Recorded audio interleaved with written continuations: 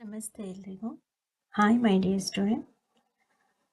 ನಾವು ಲಾಸ್ಟ್ ಕ್ಲಾಸಲ್ಲಿ SSLC ಮಾಡಲ್ paper 1 ಅದರಲ್ಲಿ ಫಿಸಿಕ್ಸು ಮತ್ತು ಕೆಮಿಸ್ಟ್ರಿ ಆ ಒಂದು ಕ್ವಶನ್ಸ್ಗೆ ಆನ್ಸರ್ನ ಸಾಲ್ವ್ ಮಾಡಿದ್ವಿ. ಇವತ್ತು ಬಯಾಲಜಿ ಕ್ವಶನ್ಸ್. ಇದಕ್ಕೆ ನಾವು ಬಯಾಲಜಿ ಕ್ವಶನ್ಸ್ಗೆ ಆನ್ಸರ್ಸ್ನ ಸಾಲ್ವ್ ಮಾಡೋಣ. ಆದಷ್ಟು ಈ ವಿಡಿಯೋಸ್ನ ನಿಮ್ಮ ಫ್ರೆಂಡ್ಸ್ಗಳಿಗೆ ಶೇರ್ ಮಾಡಿ, ಅವರು ಸಹ ಮಾಡಲ್ ಪೇಪರ್ನ ಸಾಲ್ವ್ ಮಾಡಿಕೊಂಡು ಸ್ವಲ್ಪ ಈಸಿಯಾಗಿ ಓದ್ಕೊಳ್ಳಿ. ಓಕೆನಾ? Okay my dear student, biology questions ನೋಡೋಣ. Part C, biology. 4 alternatives are given for each of the following questions. Incomplete statement. Choose the correct alternative and write the complete answers along with its letter of alphabets. Choose the correct answer. 3 questions irutte. ಅದರಲ್ಲಿ first one ನೋಡಿ. The type of reproduction during plasmodium is. ಪ್ಲಾಸ್ಮೋಡಿಯಂನಲ್ಲಿ ಕಂಡುಬರುವಂಥ ಸಂತಾನೋತ್ಪತ್ತಿ ಯಾವ ರೀತಿ ಇರುತ್ತೆ ಅಂತೇಳಿ. First one budding, B fragmentation, C vegetative propagation, D multiple fusion. ಮಗುವಿಗೆ fragmentation, ತುಂಡರಿಕೆ, ಕಾಯ್ದೆ ರೀತಿ ಸಂತಾನೋತ್ಪತ್ತಿ ವೆಜಿಟೇಟಿವ್ ಪ್ರೊಪಗೇಷನ್, ಮಲ್ಟಿಪಲ್ ಫ್ಯೂಷನ್ ಬಹುವಿಧಾನ. ಸಾಮಾನ್ಯವಾಗಿ ಪ್ಲಾಸ್ಮೋಡಿಯಂನಲ್ಲಿ ಮಲ್ಟಿಪಲ್ ಫ್ಯೂಷನ್ ಕಂಡುಬರುತ್ತೆ. ಓಕೆನಾ? ಸಿ ನೆಕ್ಸ್ಟ್ ಕ್ವಶನ್ ನೋಡಿ. ಪೈರುವೇಟ್ ಇನ್ ಸೈಟೋಪ್ಲಾಸಮ್, ಕೋಶರಸದಲ್ಲಿರುವಂತಹ ಪೈರುವೇಟ್ನಲ್ಲಿ ಮಸಲ್ ಸೆಲ್ಸ್ ರಿಯಾಕ್ಟ್ ಆದರೆ express energy. Year X represents. ಇಲ್ಲಿ ಎಕ್ಸ್ ಅನ್ನೋದು ಯಾವುದನ್ನು ಪ್ರತಿನಿಧಿಸುತ್ತೆ ಅಂತೇಳಿ. Option A oxygen, B ethanol, C lactic acid, D carbon monoxide. ಇಲ್ಲಿ ಎಕ್ಸ್ ಅನ್ನೋದು ಯಾವುದು? Lactic acid. ಇದು correct answer for the 27th question. See next question number 18 ನೋಡಿ. Observe the female reproductive structures given in figure A and figure B. The correct statement related to this figure. ಇಲ್ಲಿ female reproductive ಸ್ತ್ರೀಯ ಒಂದು ಸಂತಾನೋತ್ಪತ್ತಿಯ ರಚನೆಯನ್ನು ಕೊಟ್ಟಿದ್ದಾರೆ. Female reproductive ಇದು structure ಇದು. ಇದರಲ್ಲಿ ಯಾವುದು ಕೊಟ್ಟಿರ್ತಕ್ಕಂಥ 4 ಸ್ಟೇಟ್ಮೆಂಟಲ್ಲಿ ಯಾವುದು ಕರೆಕ್ಟ್ ಆನ್ಸರು ಅಂತ ಫಿಗರ್ ಎ ಮತ್ತು ಫಿಗರ್ ಬಿನಲ್ಲಿ. ಆಪ್ಷನ್ ನೋಡಿ. A option, fertilisation of egg is possible in both of the structure. ನಿಷೇಚನ, ಫರ್ಟಿಲೈಸೇಷನ್ ಈ ಎರಡೂ ಕೊಟ್ಟಿರ್ತಕ್ಕಂತಹ ಈ ಎರಡೂ ಡಯಾಗ್ರಾಮಲ್ಲೂ ನಡೆಯುತ್ತಂತೆ. B fertilisation of egg is possible only in structure B, only ಬಿನಲ್ಲಾಗುತ್ತೆ. C fertilisation of egg is possible only in structure figure A, only ಏನಲ್ಲಾಗುತ್ತೆ. Fertilisation of egg is not possible in both of the structure, ಎರಡರಲ್ಲೂ fertilisation ಆಗಲ್ಲ ಅಂತೇಳಿ. ಇದಕ್ಕೆ correct option. ಇಲ್ಲಿ ಡಯಾಗ್ರಾಮ್ನ ಸ್ವಲ್ಪ ನೀಟಾಗಿ observe ಮಾಡಿ ನೀವು ಎಕ್ಸಾಮ್ಗಳಲ್ಲಿ. ಕರೆಕ್ಟ್ ಸ್ಟ್ರಕ್ಚರ್ ಯಾವುದು? ಇದು ಫೀಮೇಲ್ ರಿಪ್ರೊಡಕ್ಟಿವ್ ಸ್ಟ್ರಕ್ಚರ್ದು. ಇದು ನೀಟಾಗಿ ಕರೆಕ್ಟಾಗಿರೋದು. So fertilisation of egg is only possible only ಯಾವುದರಲ್ಲಿ? ಫಿಗರ್ ಎನಲ್ಲಿ ಮಾತ್ರ ಆಗುತ್ತೆ. So option C answer. Next main ನೋಡಿ. Answer the following question. 1 ಮಾರ್ಕ್ಸ್ದು 3 ಕ್ವಶನ್ಸ್ ಇರುತ್ತೆ. ಅದರಲ್ಲಿ ಫಸ್ಟ್ ಒನ್ ನೋಡಿ. Draw the diagram of open stomata. 1 marks ಕ್ವಶನ್ಗೆ ಡಯಾಗ್ರಾಮ್ ಕೇಳಿದ್ದಾರೆ ಓಪನ್ ಸ್ಟೊಮ್ಯಾಟಾದು. ಅದರದ್ದು ಡಯಾಗ್ರಾಮ್ನ ಸಿಂಪಲ್ಲಾಗಿ ಹಾಕಿ ಲೇಬಲ್ ಮಾಡಿ. See diagram of open stomata ಈ ರೀತಿ ಇರುತ್ತೆ. ಅದರಲ್ಲಿ guard cells, stomatal four and chloroplast ಇದಿಷ್ಟು ಲೇಬಲ್ ಮಾಡಿ ಸಿಂಪಲ್ಲಾಗಿ ಡಯಾಗ್ರಾಮ್ ಹಾಕಿ ನಿಮ್ಮ ಟೆಕ್ಸ್ಟ್ ಬುಕ್ಕಲ್ಲೂ ಇದು ಸಿಗುತ್ತೆ. ಓಕೆನಾ? Diagram. See next question number 30. Sexual reproduction leads to more variation by.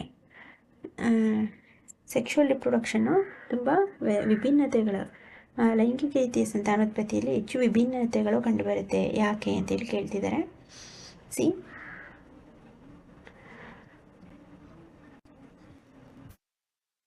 Fusing gametes come from 2 different and sexually distinct individuals. Fusing gametes ಸಾಮಾನ್ಯವಾಗಿ different sexual ಇಂಡಿವಿಜುವಲ್ಸಿಂದ ಬಂದರೆ. And second point, formation of gametes involves meiosis. ಸಾಮಾನ್ಯವಾಗಿ formation of gametes ಮಿಯೋಸಿಸಲ್ಲಿ involve ಆದರೆ ಈ ರೀತಿ differences ಕಂಡುಬರುತ್ತೆ. ಓಕೆನಾ? ಸಿ ನೆಕ್ಸ್ಟ್ ಕ್ವೆಶ್ಚನ್ ನಂಬರ್ 31 ನೋಡಿ. Use of non biodegradable substances should be minimised. Why? Non biodegradable ಅಂದರೆ ಏನು? ವಿಘಟನೆ ಆಗದ ಅಂದರೆ ಪ್ರಕೃತಿಯಲ್ಲಿ ಕರಗದ ವಸ್ತುಗಳನ್ನು ಆದಷ್ಟು ಕಡಿಮೆ ಬಳಸಬೇಕು, ಯಾಕೆ ಅಂತೇಳಿ ಕೇಳ್ತಿದ್ದಾರೆ. ಸಿ, ರಿಮೈನ್ ಇನರ್ಟ್ ಇನ್ ಎನ್ವಿರಾನ್ಮೆಂಟ್, ಪ್ರಕೃತಿಯಲ್ಲಿ ಅದು ಹಾಗೆ ಉಳಿದು ಬಿಡುತ್ತೆ, ಕರಗದೆ ಹಾಗೆ. ಈಗ ಫಾರ್ ಎಕ್ಸಾಂಪಲ್ ಪ್ಲಾಸ್ಟಿಕ್, ಅದು ಬರ್ನ್ ಮಾಡಬೇಕು, ಬರ್ನ್ ಮಾಡಿದ್ರು ಅದರಿಂದ ಪೊಲ್ಯೂಷನ್ ಆಗುತ್ತೆ, ಕೆಟ್ಟ ಗಾಳಿಯನ್ನು ಹೊರಸೂಸುತ್ತೆ. ಇಲ್ಲ, ಪ್ರಕೃತಿಯಲ್ಲಿ ನೀವು ಎಷ್ಟೇ ದಿನ ಬಿಟ್ಟರು ಅದು ಹಾಗೆ ಮಣ್ಣಿನಲ್ಲಿ ಇರುತ್ತೆ, ಕೊಳ್ತೋಗಲ್ಲ. ಕಾಸ್ ಬಯಾಲಜಿಕಲ್ ಮ್ಯಾಗ್ನಿಫಿಕೇಷನ್, ಜೈವಿಕ ಸಂವರ್ಧನೆಗೆ ತೊಂದರೆ ಆಗುತ್ತೆ ಬಯಾಲಜಿಕಲ್ ಮ್ಯಾಗ್ನಿಫಿಕೇಷನ್ಗೆ. ಆ್ಯಂಡ್ ಕಾಸ್ ಎನ್ವಿರಾನ್ಮೆಂಟಲ್ ಪೊಲ್ಯೂಷನ್, ಪರಿಸರ ಮಾಲಿನ್ಯವನ್ನು ಉಂಟು ಮಾಡುತ್ತೆ. ಸೊ ಹಾಗಾಗಿ ಇದನ್ನು ಬಳಕೆನೂ ಕಡಿಮೆ ಮಾಡಬೇಕು. ಆ್ಯಂಡ್ ಇದರಿಂದ ಏನು ತೊಂದರೆ ಉಂಟಾಗುತ್ತೆ ಅಂತಿಲ್ಲ, ಆದಷ್ಟು ಅದನ್ನು ಯೂಸ್ ಮಾಡೋದನ್ನೇ ಕಮ್ಮಿ ಮಾಡಬೇಕು, ನಾನ್ ಬಯೋಡಿಗ್ರೇಡಬಲ್ ಸಬ್ಸ್ಟೆನ್ಸಸ್ನ. See next, answer the following question. 2 marks questions 2 ಇರುತ್ತೆ ಇದರಲ್ಲಿ. ಅದರಲ್ಲಿ 32 ಕ್ವಶನ್ಸ್ ನೋಡಿ. How is ozone layer formed? Protection of ozone layer is necessary. Why? Ozone layer ಹೇಗೆ ಫಾರ್ಮ್ ಆಗುತ್ತೆ, ಓಝೋನ್ನ ಪದರ ಹೇಗೆ ಉಂಟಾಗುತ್ತೆ, protection of ozone layer, ozone ಲೇಯರನ್ನು ರಕ್ಷಣೆ ಮಾಡೋದು ತುಂಬ ಅವಶ್ಯಕ, ಯಾಕೆ, ಕಾರಣವನ್ನು ಕೊಡಿ ಅಂತೇಳಿ. See 32, the higher energy U V radiation split apart some molecular oxygen O2 into free oxygen O atoms. These atoms then combine with the molecular oxygen to form ozone.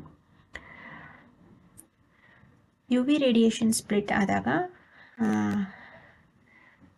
ಅದರ ಒಂದು ಭಾಗವಾದಂಥ ಆಕ್ಸಿಜನ್ನು ಫ್ರೀ ಆಕ್ಸಿಜನ್ ಆದಂಥ O2 ಏನಾಗುತ್ತೆ, free oxygen ಜೊತೆ combine ಆಗಿ ಉಂಟಾಗುವಂಥದ್ದೇ ozone ಪದರ.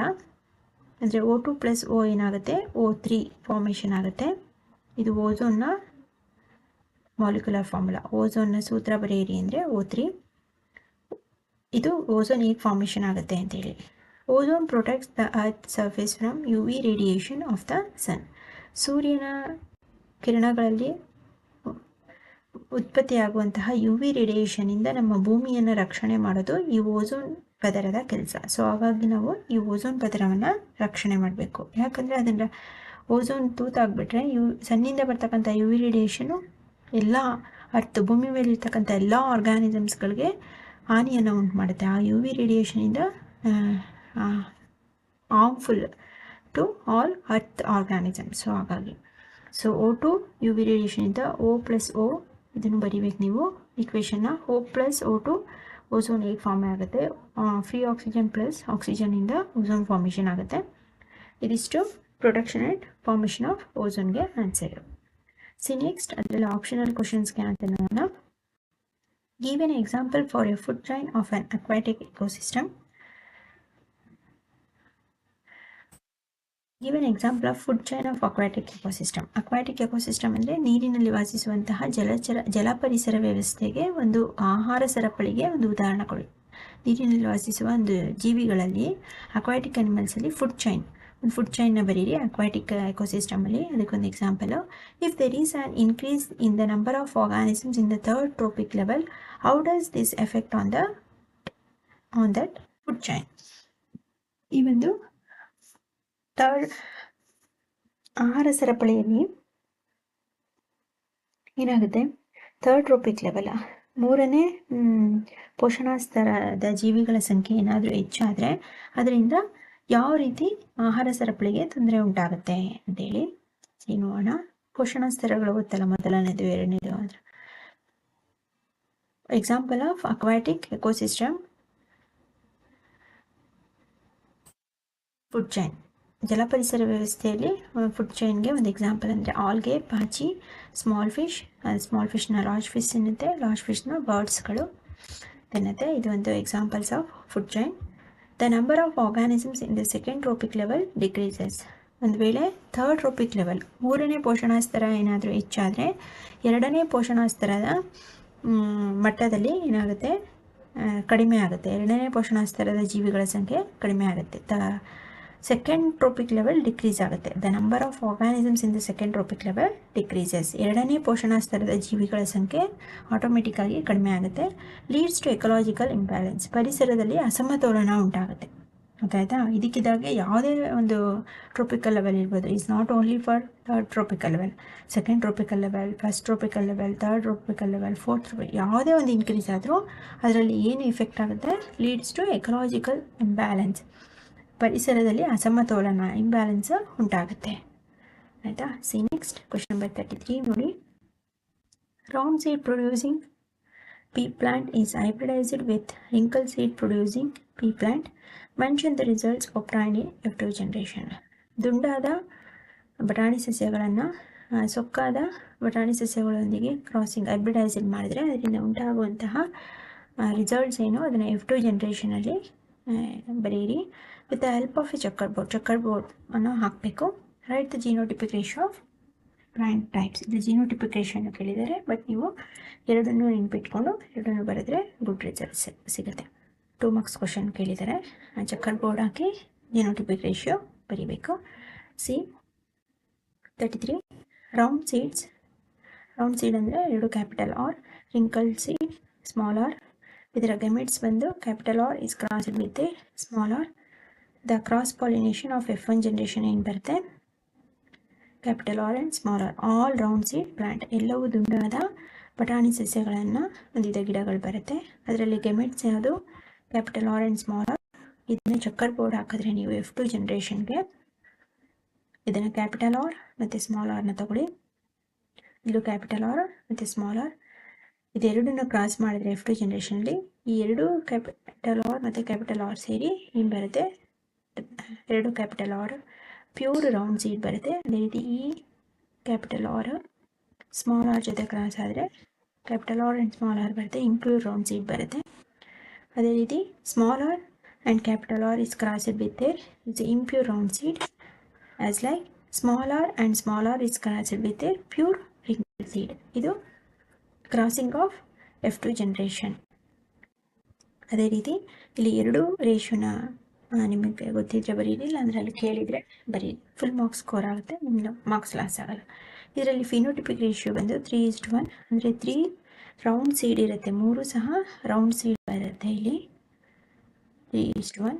1 wrinkle seed, pure 1 wrinkle seed ಬರೋದ್ರಿಂದ phenotypic ratio ಬಂದು 3:1 ಇರುತ್ತೆ. ಅದೇ ರೀತಿ ಜಿನೋಟಿಪಿಕ್ ರೇಷಿಯೋ ಕೇಳಿರೋದ್ರಿಂದ 1:2:1 ಬರೀರಿ. 1 ಪ್ಯೂರ್ ರೌಂಡ್ ಸೀಡ್ ಬರುತ್ತೆ ಫಸ್ಟ್ ಒನ್, 2 ಕ್ಯಾಪಿಟಲ್ ಆರ್ ಇದೆಯಲ್ಲ ಇದು, and 2 impure round seeds. Impure round seeds ಅಂದರೆ ಇದು ಕ್ಯಾಪಿಟಲ್ ಆರ್ ಸ್ಮಾಲ್ ಆರ್ ಮತ್ತು ಇದೊಂದು 2 ಬರುತ್ತೆ. 1 pure wrinkle seed, pure wrinkle seed last one ಇದು ಬರುತ್ತೆ. ಸೊ ಜಿನೋಟಿಪಿಕ್ ರೇಷಿಯೋ ಬಂದು 1:2:1. ಓಕೆನಾ. C next answer the following questions. 3 marks questions ಇದು, 3 ಕ್ವಶನ್ಸ್ ಇರುತ್ತೆ. ಅದರಲ್ಲಿ ಫಸ್ಟ್ ಒನ್ 34 ನೋಡಿ. How is the sex of A child will be determined in the human being. ಮನುಷ್ಯನಲ್ಲಿ child ಮಗು ಗಂಡು ಅಥವಾ ಹೆಣ್ಣು ಅದರ ಒಂದು ಹೇಗೆ ಗುರುತಿಸೋದು, ಹೇಗೆ ನಾವು ಕಂಡುಹಿಡ್ಕೊಳ್ಳೋದು ಹುಟ್ಟುವಂಥ ಮಗು ಗಂಡು ಅಥವಾ ಹೆಣ್ಣು ಅಂತ ಹೇಗೆ ಮನುಷ್ಯನಲ್ಲಿ ಗೊತ್ತಾಗುತ್ತೆ ಅಂತೇಳಿ. C woman has a perfect pair of sex chromosomes both called X. ಒಂದು ಹೆಣ್ಣಿನಲ್ಲಿ ಒಂದು ಜೊತೆ ಪರ್ಫೆಕ್ಟ್ ಪೇರ್ ಆದಂತಹ ನಿರ್ದಿಷ್ಟವಾದಂತಹ 2 ಎಕ್ಸ್ ಎಂಬ ವರ್ಣತಂತುಗಳನ್ನು ಹೊಂದಿರ್ತಾಳೆ. Man as a normal sized chromosome X. ಅದೇ ಗಂಡಿನಲ್ಲಿ ಒಂದು ಸಾಮಾನ್ಯ ಗಾತ್ರದ ವರ್ಣತಂತುವಾದಂಥ X and another sizer short chromosome Y, ಮತ್ತು ಇನ್ನೊಂದು ವೈ ಎಂಬ ವರ್ಣತಂತು, ಎಕ್ಸ್ ಮತ್ತು ವೈ ಎಂಬ ವರ್ಣತಂತುವನ್ನು ಗಂಡು ಹೊಂದಿರುತ್ತೆ. All children will inherit and X chromosomes from mother. ಎಲ್ಲ ಚಿಲ್ಡ್ರನ್ಸ್ಗಳು ಹೇಗೆ ಹುಟ್ಟೋದು ಅಂದರೆ, ಹೇಗೆ ಒಂದಾಗುತ್ತೆ ಅಂದರೆ ತಾಯಿಯಲ್ಲಿ ಇರ್ತಕ್ಕಂತಹ ಎಕ್ಸ್ ಕ್ರೋಮೋಸೋಮ್ಸ್ ಜೊತೆ ಎಲ್ಲವೂ ಸೇರುವಂಥದ್ದು. ಅದರಲ್ಲಿ child who inherit and X chromosomes from father will be A girl. ತಂದೆಯಿಂದ ಬರುವಂತಹ ಎಕ್ಸ್ ಎಂಬ ವರ್ಣತಂತುವು ತಾಯಿಯಲ್ಲಿ ಇರುವಂಥ ಎಕ್ಸ್ ಎಂಬ ವರ್ಣತಂತುವಿನ ಜೊತೆ ಇನ್ಹೆರಿಟ್ ಆದರೆ ಸೇರಿದರೆ ಆ ಮಗು ಹೆಣ್ಣು ಮಗು ಆಗುತ್ತೆ. Child who inherit and Y chromosomes from father will be a boy. ಅದೇ ರೀತಿ ತಾಯಿಯಲ್ಲಿ ಆಲ್ರೆಡಿ ಎಕ್ಸ್ ಕ್ರೋಮೋಸೋಮ್ಸ್ ಇದ್ದೇ ಇರುತ್ತೆ, ತಂದೆಯಿಂದ ಎಕ್ಸ್ ಕ್ರೋಮೋಸೋಮ್ಸ್ ಬಂದರೆ ಅದು ಗರ್ಲ್ ಆಗುತ್ತೆ. ಅದೇ ರೀತಿ ತಂದೆಯಿಂದ ಬರುವಂತಹ ವರ್ಣತಂತು ವೈ ಆಗಿದ್ದರೆ ಹುಟ್ಟುವಂಥ ಮಗು ವಿಲ್ ಬಿ ಎ ಬಾಯ್. ಅರ್ಥ ಆಗ್ತಿದೆ. Child who inherit and Y chromosomes from father ತಂದೆಯಿಂದ ಬರುವಂತಹ ವರ್ಣತಂತು ವೈ ಆಗಿದ್ದಲ್ಲಿ ಆ ಮಗುವು ಬಾಯ್ ಆಗಿರುತ್ತೆ. ಇದು ಯಾವ ರೀತಿ ಅಂತ ನೋಡಿ. ಫೀಮೇಲ್ ಹೆಣ್ಣಿನಲ್ಲಿ 2 X ಕ್ರೋಮೋಸೋಮ್ಸ್ಗಳಿರುತ್ತೆ, ಮೇಲಲ್ಲಿ X ಆ್ಯಂಡ್ Y ಎಂಬ 2 ವರ್ಣತಂತುಗಳು ಇರುತ್ತೆ. ಈ X ಎಂಬ ಕ್ರೋಮೋಸೋಮ್ಸು ಗಂಡಿನಲ್ಲಿರ್ತಕ್ಕಂಥ X ಎಂಬ ಕ್ರೋಮೋಸೋಮ್ಸ್ ಜೊತೆ ಮಿಂಗಲ್ ಆದರೆ ಅದು 2 XX ಆಗಿ ಗರ್ಲ್ ಎಂಬ ಮಗು ಹುಟ್ಟುತ್ತೆ. ಅದೇ ರೀತಿ ಈ X ಕ್ರೋಮೋಸೋಮ್ಸ್ ಜೊತೆ ಗಂಡಿನಿಂದ Y ಕ್ರೋಮೋಸೋಮ್ಸ್ ಏನಾದರೂ ಬಂದರೆ ಆ ಹುಟ್ಟುವಂಥ ಮಗು ಬಾಯ್, ಗಂಡು ಮಗು ಹುಟ್ಟುತ್ತೆ. ಆಯಿತಾ? ಇದನ್ನು ಇವಿಷ್ಟು ಪಾಯಿಂಟ್ಸ್ ಥರ ಬರೆದು ಅರ್ಥ ಮಾಡಿಕೊಂಡು ಈಸಿಯಾಗಿ ಬರೀರಿ. ಆ್ಯಂಡು ಇದನ್ನು ಈ ರೀತಿ ಸ್ಟ್ರಕ್ಚರಲ್ಲೂ ತೋರಿಸಿದ್ರೆ ನಿಮಗೆ ಫುಲ್ 3 ಮಾರ್ಕ್ಸು ಸಿಗುತ್ತೆ. ಆಯಿತಾ? ಅಂದರೆ ತಾಯಿಯಲ್ಲಿ 2 X ಕ್ರೋಮೋಸೋಮ್ಸ್ ಇರುತ್ತೆ. ಇಲ್ಲಿ ಏನು ಬರೀತೀರೋ ಇದನ್ನೇ ಬೇಕಾದರೂ ಎಕ್ಸ್ಪ್ಲೈನ್ ಮಾಡ್ಬೋದು ಅಷ್ಟೇ. ಸಿ, ಈ ಒಂದು 34 ಕ್ವಶನಲ್ಲಿ ಆಪ್ಷನ್ ಕ್ವಶನ್ಸ್ ನೋಡೋಣ. How do Mendel's experiment show that the parental traits are inherited independently to the offsprings to next generation? ಮೆಂಡಲಿಯು ಮಾಡಿದಂತಹ ಪ್ರಯೋಗದಲ್ಲಿ ನೆಕ್ಸ್ಟ್ ಜನರೇಷನಲ್ಲಿ ಉಂಟಾಗುವಂತಹ ಒಂದು ಪೀಳಿಗೆಯ ಎಕ್ಸ್ಪ್ಲೈನ್ ಮಾಡಿ. ಟ್ರಯಾಡ್ಸ್ ಅಂತೇಳಿ ಕೇಳಿದ್ದಾರೆ. ಪೀಳಿಗೆಯ ಸಸ್ಯಗಳ ಒಂದು ಬರೀರಿ ಅಂತೇಳಿ. ಸಿ, ಅನುವಂಶೀಯತೆ ಅಂದರೆ ಸ್ವತಂತ್ರವಾಗಿ ಅನುವಂಶೀಯ ಹೇಗಾಗುತ್ತೆ, ಅದರ ಗುಣಗಳು ಜೀವಿಗಳಲ್ಲಿ ಮುಂದಿನ ಪೀಳಿಗೆಗೆ ಪೋಷಕ ಜೀವಿಯ ಗುಣಗಳು ಸ್ವತಂತ್ರವಾಗಿ ಹೇಗೆ ಅನುವಂಶೀಯ ಆಗುತ್ತೆ ಅಂತೇಳಿ.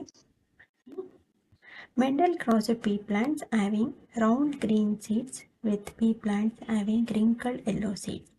ಮೆಂಡಲ್ಲು ಮಾಡಿದಂತಹ ಪ್ರಯೋಗದಲ್ಲಿ ಪೀ ಪ್ಲಾಂಟ್ಸ್ ಅವನಿಗೆ ರೌಂಡ್ ಗ್ರೀನ್ ಸೀಡ್, ದುಂಡಾದ ಹಸಿರು ಬೀಜಗಳು ಸೊಕ್ಕಾದ ಎಲ್ಲೋ ಹಳದಿ ಬೀಜಗಳೊಂದಿಗೆ ಕ್ರಾಸ್ ಮಾಡ್ತಾರೆ. The F1 plants will have yellow round seeds. F1 ಪ್ಲಾಂಟ್ಸಲ್ಲಿ ಏನು ಬರುತ್ತೆ, ರೌಂಡ್ ಎಲ್ಲೋ ಸೀಡ್ಸ್ ಬರುತ್ತೆ. Because yellow seed colour and round seeds are dominated. Because ಯಾಕಂದರೆ ಎಲ್ಲೋ ಸೀಡು ಮತ್ತು ರೌಂಡ್ ಸೀಡು ಇದರಲ್ಲಿ ಮುಖ್ಯವಾಗಿ ಇರುತ್ತೆ, ಡಾಮಿನೇಟ್ ಆಗಿರುತ್ತೆ. Then this F1 progeny was self pollinated. ಅದಲ್ಲದೆ ಸೆಲ್ಫ್ ಪಾಲಿನೇಟೆಡ್, ತಾನೇ ಪಾಲಿನೇಟೆಡ್ ಆಗುತ್ತೆ, ಇದು ಪಾಲಿನೇಟೆಡ್ಗೆ ಒಳಗೊಳ್ಳುತ್ತೆ. ಹಾಗಾಗಿ and F2 progeny was found to have a yellow round seeds, green round seeds, yellow wrinkled seeds and green wrinkled seeds in the ratio of 9:3:3:1. ಅದೇ ರೀತಿ F2 ಜನ್ರೇಷನಲ್ಲಿ ಯೆಲ್ಲೋ ರೌಂಡ್ ಸೀಡ್ ಬರುತ್ತೆ 9, 9, ಗ್ರೀನ್ ರೌಂಡ್ ಸೀಡ್ಸ್ ಬರುತ್ತೆ 3, yellow wrinkle seed ಬರುತ್ತೆ 3 and green wrinkle seed ಬರುತ್ತೆ 1. ಈ ರೀತಿ ರೇಷಿಯೋನಲ್ಲಿ ಏನಾಗುತ್ತೆ, ಅವುಗಳಲ್ಲಿ ಈ ಸಂಖ್ಯೆಯ 9,3,3 ಸಂಖ್ಯೆಯ ಗಿಡಗಳು F2 ಜನ್ರೇಷನಲ್ಲಿ ಕಂಡುಬರುತ್ತೆ. ಗೊತ್ತಾಯ್ತಾ? ಅದ್ವಿತೀಯ ಒಂದು ಪ್ರಯೋಗದಲ್ಲಿ. ಇನ್ ದ ಎಬೋ ಕ್ರಾಸ್, ಈ ಮೇಲೆ ಮಾಡಿದಂತಹ ಈ ಒಂದು ಕ್ರಾಸಿಂಗಿಂದ new characters were shown in the plants of F2 generation. F2 ಜನರೇಷನಲ್ಲಿ ಒಂದು ವಿಭಿನ್ನ ರೀತಿಯ ಸಸ್ಯಗಳು 2ನೇ ತಳಿಗೆಯ ಪೀಳಿಗೆಯಲ್ಲಿ ನಾವು ಪಡೆಯೋದಕ್ಕೆ ಸಾಧ್ಯ ಆಗುತ್ತೆ. ಒಂದು ಹೊಸದು ನ್ಯೂ ಕ್ಯಾರೆಕ್ಟರ್, ಹೊಸ ಗುಣಲಕ್ಷಣಗಳನ್ನು ಹೊಂದಿರುವಂತಹ ಒಂದು ಜನ್ರೇಷನ್ನು ಈ ಒಂದು F2 ಜನ್ರೇಷನಲ್ಲಿ ನಾವು ನೋಡೋದಕ್ಕೆ ಸಾಧ್ಯ ಆಗುತ್ತೆ. ಇಲ್ಲಿ ಮೇಲೆ ಮಾಡಿದಂತಹ ಈ ಕ್ರಾಸಿಂಗಿಂದ ಏನಾಗುತ್ತೆ, new characters were shown in the plants of F2 generation and these are independently inherited. ಅದೇನಾಗುತ್ತೆ, ಮುಂದಿನ ಪೀಳಿಗೆಗೆ ಸ್ವತಂತ್ರವಾಗಿ ಅದೇ ಚಲಿಸೋದಕ್ಕೆ ಸಹಾಯ ಆಗುತ್ತೆ. 35th ಕ್ವಶನ್ ನೋಡೋಣ. How are phototropism, thigmotropism and chemotropism coordinate in the apart movement of creepers climbing above plants towards particular generation? ಒಂದು ಬಳ್ಳಿ ಸಸ್ಯಗಳ ಒಂದು ಚಲನೆಯಲ್ಲಿ ಈ ಒಂದು ಕಿಮೋಟ್ರೋಪಿಸಮು, ಥಿಗ್ಮೋಟ್ರೋಪಿಸಮು ಮತ್ತು ಫೋಟೋಟ್ರೋಪಿಸಮು ಇವುಗಳ ಕೋಆರ್ಡಿನೇಷನ್ ಹೇಗಿರುತ್ತೆ ಅಂತೇಳಿ ತಿಳಿಸಿ ಅಂತೇಳಿ ಕೇಳಿದ್ದಾರೆ. ಅವುಗಳ ಸಮನ್ವಯತೆ ಹೇಗಿರುತ್ತೆ ಅಂತೇಳಿ. C, when growing plants detect light, ಬೆಳೆಯುವಂಥ ಸಸ್ಯಗಳಲ್ಲಿ ಬೆಳಕು ಅನ್ನೋದು A hormone called auxin synthesised at the shoot tip. ಬೆಳವಣಿಗೆ ಗ್ರೋಯಿಂಗ್ ಪ್ಲಾಂಟ್ಸಲ್ಲಿ ಏನಾಗುತ್ತೆ, ಒಂದು ಹಾರ್ಮೋನ್ ಇರುತ್ತೆ, ಯಾವುದು ಆಕ್ಸಿನ್ ಎಂಬ ಹಾರ್ಮೋನ್. ಇದೇನು ಮಾಡುತ್ತೆ, ಸಿಂಥಸೈಸ್ ಇರುತ್ತೆ ಶೂಟ್ ಟಿಪ್. ಎಲ್ಲಿ ಕಂಡುಬರುತ್ತೆ, ಕಾಂಡದ ತುದಿಯಲ್ಲಿ ಕಂಡುಬರುತ್ತೆ. ಆಕ್ಸಿನ್ ಎಂಬ hormone helps the cells to grow longer. ಈ ಒಂದು ಆಕ್ಸಿನ್ ಎಂಬ ಹಾರ್ಮೋನ್ಸ್ ಇರೋದ್ರಿಂದ ಶೂಟ್ ಟಿಪ್ಪಲ್ಲಿ ಆ ಒಂದು ಸಸ್ಯ, ಆ ಪ್ಲಾಂಟು ಉದ್ದವಾಗಿ ಬೆಳೆಯೋದಕ್ಕೆ ಗ್ರೋ ಲಾಂಗರ್ ಹೆಲ್ಪ್ಸ್ ಮಾಡುತ್ತೆ. When light is coming from one side of the plant, ಒಂದು ಕಡೆಯಿಂದ ಬೆಳಕು ಸಸ್ಯಕ್ಕೆ ಬಂದರೆ auxin diffuses towards the shady side of the shoot, that is ಫೋಟೋಟ್ರೋಪಿಸಮ್.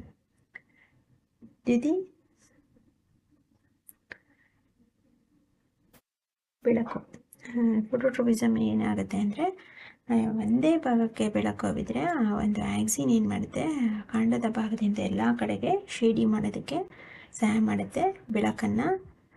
ಬೆಳಕಿನ ಕಡೆಗೆ ಸಸ್ಯಗಳು ಆಗೋದನ್ನು ನಾವಿಲ್ಲಿ ಫೋಟೋಟ್ರೋಪಿಸಮ್ ಅಂತೇಳಿ ಕರಿತೀವಿ. When tendrils come in contact with any support, ಅದೇ ರೀತಿ ಬಳ್ಳಿಗಳು ಸಸ್ಯದ ಯಾವುದೇ ಒಂದು ಕಾಂಟ್ಯಾಕ್ಟ್ಗೆ ಬಂದರೆ, the part of the tendril in contact with the object does not grow as rapidly as the part of the tendril away from the object. ಅದರಿಂದ ಏನಾಗುತ್ತೆ, ದೂರ ಹೋಗುತ್ತೆ. That is thigmotropism. ಇದನ್ನು ಏನಂತ ಕರಿತೀವಿ, ಥಿಗ್ಮೋಟ್ರೋಪಿಸಮ್ ಅಂತೇಳಿ ಕರಿತೀವಿ. ಅಂದರೆ ಆ ಬಳ್ಳಿ ತನ್ನದೇ ಒಂದು ಏನಾಗುತ್ತೆ, ಇದಕ್ಕೆ ಬಿದ್ದಾಗ ಅದೇನಾಗುತ್ತೆ, ಅದೊಂದು ಪರಾಗ ಒಂದು ನಳಿಕೆಗೆ ಹೋಗೋದಕ್ಕೆ ಅದರಿಂದ ದೂರ ಆಗಿ ಅದೇ ಸಪ್ರೇಟಾಗಿ ಬೆಳೆಯೋದಕ್ಕೆ ಸಹಾಯ ಮಾಡುತ್ತೆ. ಇದನ್ನು ನಾವು ಏನಂತೀವಿ, ಬೆಳವಣಿಗೆ ತುದಿ ಬಳ್ಳಿಗಳಿರುತ್ತಲ್ಲ, ಅದೇನಾಗುತ್ತೆ, ವೇಗವಾಗಿ ಬೆಳೆಯುತ್ತೆ. ಇದರಿಂದ ಅದು ಒಂದು ಟಚ್ಚಿಂದನೇ, ಸ್ಪರ್ಶದಿಂದನೇ ಗೊತ್ತಾಗುತ್ತೆ. ಇದನ್ನು ನಾವು ಥಿಗ್ಮೋಟ್ರೋಪಿಸಮ್ ಅಂತ ಕರಿತೀವಿ. The concentration of chemical substances auxin control both these tropism. ಏನು, the concentration of chemical substances, auxin ಏನು ಮಾಡುತ್ತೆ, ಎರಡು ಥಿಗ್ಮೋಟ್ರೋಪಿಸಮ್ ಮತ್ತು ಫೋಟೋಟ್ರೋಪಿಸಮ್ ಇದೆರಡನ್ನು ಕಂಟ್ರೋಲ್ ಮಾಡುತ್ತೆ. The concentration of chemical substances auxin,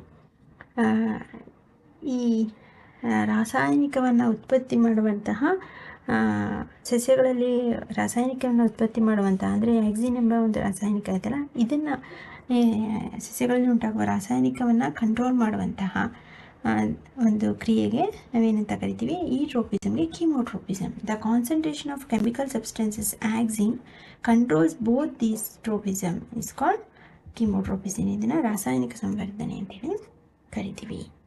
ಆಯಿತಾ? ಇದಿಷ್ಟು ಕೀಮೋಟ್ರೋಪಿಸಮ್, ಥಿಗ್ಮೋಟ್ರೋಪಿಸಮ್ ಮತ್ತು ಫೋಟೋಟ್ರೋಪಿಸಮ್ಗೆ. ಸರಿ, ಅದರೆಲ್ಲ ಆಪ್ಷನ್ಸ್ ಕ್ವಶನ್ ನೋಡೋಣ. What is the role of insulin, oestrogen and thyroxine hormones in our body? ನಮ್ಮ ದೇಹದಲ್ಲಿ ಕಂಡುಬರುವಂತಹ ಇನ್ಸುಲಿನ್ ಹಾರ್ಮೋನ್, ಈಸ್ಟ್ರೋಜನ್ ಹಾರ್ಮೋನ್ ಮತ್ತು ಥೈರಾಕ್ಸಿನ್ ಹಾರ್ಮೋನ್ನ ಕೆಲಸ ಏನು ಅಂತೇಳಿ.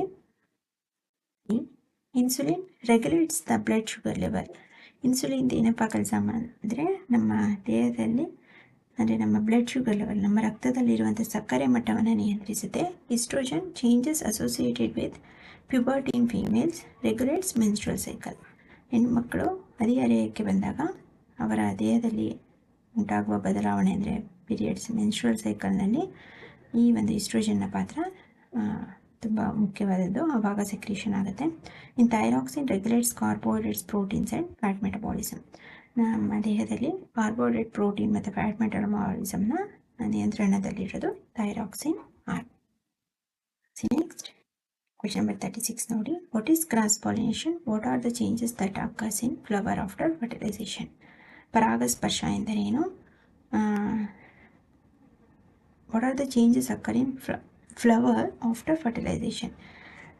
ಹೂವು ನಿಷೇಚನಗೊಂಡ ನಂತರ ಯಾವ ರೀತಿಯ ಬದಲಾವಣೆ ಉಂಟಾಗುತ್ತೆ ಹೂವಿನಲ್ಲಿ ಅಂತೇಳಿ. ಕ್ರಾಸ್ ಪಾಲಿನೇಷನ್ ಅಂದರೆ transfer of pollen grains from stamen of one flower to stigma another flower. ಅಂದರೆ transfer of pollen grains from one flower to another flower ಅಂತಲೂ ಸಿಂಪಲ್ ಆಗಿ ಬರಿಬೋದು.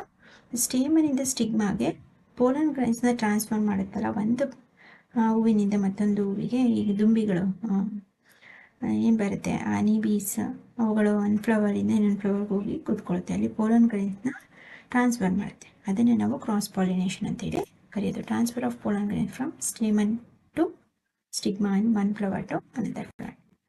Changes that occur in flower after fertilisation. After fertilisation ಅಲ್ಲಿ ಫ್ಲವರಲ್ಲಿ ಏನೇನು changes ಆಗುತ್ತೆ ಅಂತ ಹೇಳಿ. Pollen tube grows out of the pollen grain and travels through the style to reach the ovary. Pollen grains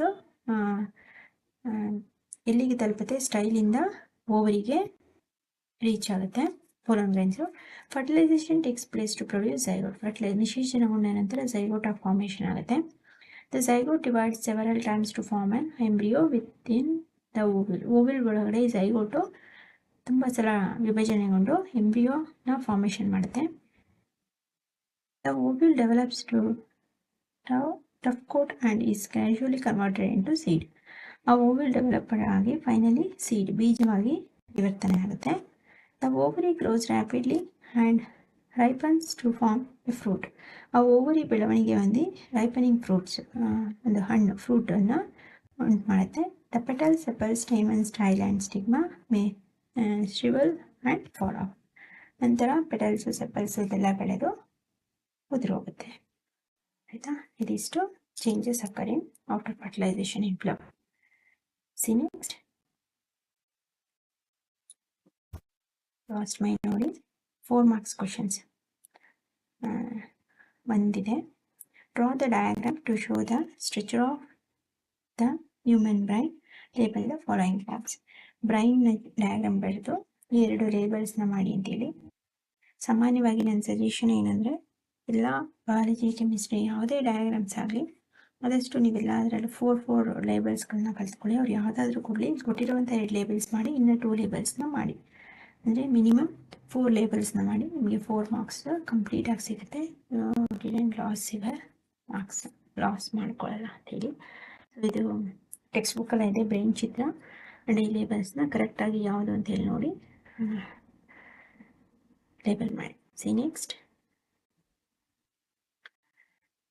question ನೋಡಿ, 5 marks question ಒಂದಿರುತ್ತೆ. 38 question. A, explain the process of digestion in the small intestine of man.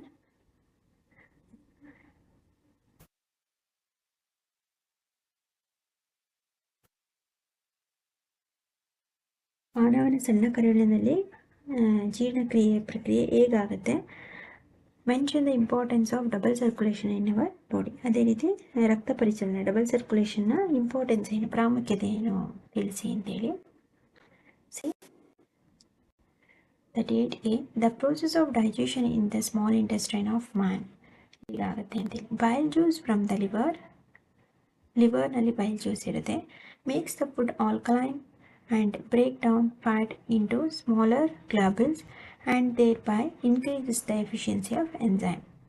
ಈ ಬೈಲ್ juice ಏನು ಮಾಡುತ್ತೆ, ನಾವು ತಿಂದಂಥ ಆಹಾರದಲ್ಲಿ alkaline ಏನಿರುತ್ತೆ break down ಮಾಡಿ, ಫ್ಯಾಟನ್ನು ಕೊಬ್ಬನ್ನು ಕರಗಿಸಿ ಬ್ರೇಕ್ ಡೌನ್ ಮಾಡಿ ಸ್ಮಾಲರ್ ಗ್ಲಾಬ್ಯೂಲ್ಸ್ ಆಗಿ ಕರಗಿಸುತ್ತೆ. And increases the efficiency of enzymes, ಕಿಣ್ವಗಳ ಚಟುವಟಿಕೆಯನ್ನು ಹೆಚ್ಚು ಮಾಡುತ್ತೆ bile juice. Trypsin and lipase are secreted by the pancreas. ಪ್ಯಾಂಕ್ರಿಯಾಸ್ನಲ್ಲಿ ಟ್ರಿಪ್ಸಿನ್ ಆ್ಯಂಡ್ ಲಿಪೇಸ್ ಎಂಬ ವಸ್ತುಗಳು ಸೆಕ್ರೀಟ್ ಆಗುತ್ತೆ. ಆ್ಯಂಡ್ ಟ್ರಿಪ್ಸಿನ್ ಏನಪ್ಪ ಕೆಲಸ ಅಂದರೆ ಡೈಜೆಸ್ಟ್ ಪ್ರೋಟೀನ್ಸ್ ಆ್ಯಂಡ್ ಟ್ರಿಪ್ಸಿನು ಪ್ರೋಟೀನನ್ನು ಡೈಜೆಸ್ಟ್ ಮಾಡುತ್ತೆ. ನಾವು ತಿನ್ನಂಥ ಆಹಾರದಲ್ಲಿ ಇರ್ತಕ್ಕಂಥ ಪ್ರೋಟೀನ್ನ ಡೈಜೆಸ್ಟ್ ಮಾಡೋದು ಟ್ರಿಪ್ಸಿನ್ ಎಂಬುದು hormone. And lipase break down the emulsified fats. ನಮ್ಮ ದೇಹದಲ್ಲಿ ಫ್ಯಾಟ್, ಕೊಬ್ಬಿನ ಅಂಶ ಏನಿರುತ್ತೆ, ಎಮಲ್ಸಿಫೈಡ್ ಫ್ಯಾಟನ್ನು ಬ್ರೇಕ್ ಡೌನ್ ಮಾಡೋದು ಲಿಪೇಸು. ಅದೇ ರೀತಿ enzymes present in intestinal juice. ಇಂಟೆಸ್ಟೈನಲ್ಲಿ ಏನು ಎನ್ಸೈಮ್ಸ್ ಪ್ರೆಸೆನ್ಸ್ ಇರುತ್ತೆ. ಅದು ಏನಪ್ಪ ಮಾಡುತ್ತೆ ಅಂದರೆ ಇಂಟೆಸ್ಟೈನಲ್ ಜ್ಯೂಸ್ ಅಂತಲೇ ಇರುತ್ತೆ ಎನ್ಸೈಮ್ಸ್. ಇಂಟೆಸ್ಟೈನಲ್ ಜ್ಯೂಸಲ್ಲಿ ಎನ್ಸೈಮ್ ಪ್ರೆಸೆಂಟ್ ಇರುತ್ತೆ. It convert the proteins to amino acid. ಪ್ರೋಟೀನನ್ನು ಅಮೈನೋ ಆ್ಯಸಿಡ್ ಆಗಿ ಈ ಎನ್ಸೈಮ್ಸ್ಗಳು ಕನ್ವರ್ಟ್ ಮಾಡುತ್ತೆ. ಅರ್ಥ ಆಯ್ತಾ.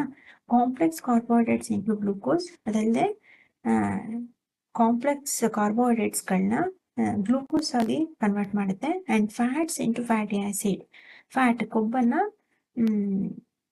ಕೊಬ್ಬಿನ ಆಮ್ಲಗಳಾಗಿ ಪರಿವರ್ತಿಸುತ್ತೆ. ಆ್ಯಂಡ್ ಗ್ಲಿಸರಾಲ್ ಅಂದರೆ ಗ್ಲಿಸರಾಲ್ ಆಗಿ ಕನ್ವರ್ಟ್ ಮಾಡುತ್ತೆ. ಅಂದರೆ ಇಂಟೆಸ್ಟೈನಲ್ ಜ್ಯೂಸ್ ಎನ್ಸೈಮ್ಸ್ಗಳದ್ದು ಕೆಲಸ ಏನಪ್ಪ ಅಂದರೆ ಪ್ರೋಟೀನ್ ಅಮೈನೋ ಆಸಿಡ್ ಆಗಿ ಮಾಡುತ್ತೆ, ಕಾರ್ಬೋಹೈಡ್ರೇಟ್ಸ್ನ ಗ್ಲೂಕೋಸ್ ಆಗಿ ಮಾಡುತ್ತೆ, ಫ್ಯಾಟ್ನ ಫ್ಯಾಟಿ ಆಸಿಡ್ ಮತ್ತು ಗ್ಲಿಸರಾಲ್ ಆಗಿ ಕನ್ವರ್ಟ್ ಮಾಡುತ್ತೆ. ಆಯಿತಾ? Digested food is absorbed by the villi present in the walls of intestine. ಅದಲ್ಲದೆ ಡೈಜೆಸ್ಟ್ ಆದಂಥ ಫುಡ್ ಏನಾಗುತ್ತೆ, ವಿಲ್ಲೈಯಲ್ಲಿ ಅಬ್ಸರ್ವ್ ಆಗಿ ವಾಲ್ಸ್ ಆಫ್ ಇಂಟೆಸ್ಟೈನ್ಗೆ ಬರುತ್ತೆ. ಅದೇ ರೀತಿ importance of double circulation in our body. ನಮ್ಮ ಬಾಡಿನಲ್ಲಿ ಡಬಲ್ ಸರ್ಕ್ಯುಲೇಷನ್ದ ಇಂಪಾರ್ಟೆನ್ಸ್ ಏನು ನೋಡೋಣ. It ensure efficient supply of oxygen to the body. ನಮಗೆ ಅವಶ್ಯಕವಾದಂಥ ಆಕ್ಸಿಜನ್ ಸಪ್ಲೈಯನ್ನು ಮಾಡುತ್ತೆ. And helpful to supply more ಎನರ್ಜಿಯನ್ನು ಸಪ್ಲೈ ಮಾಡುತ್ತೆ.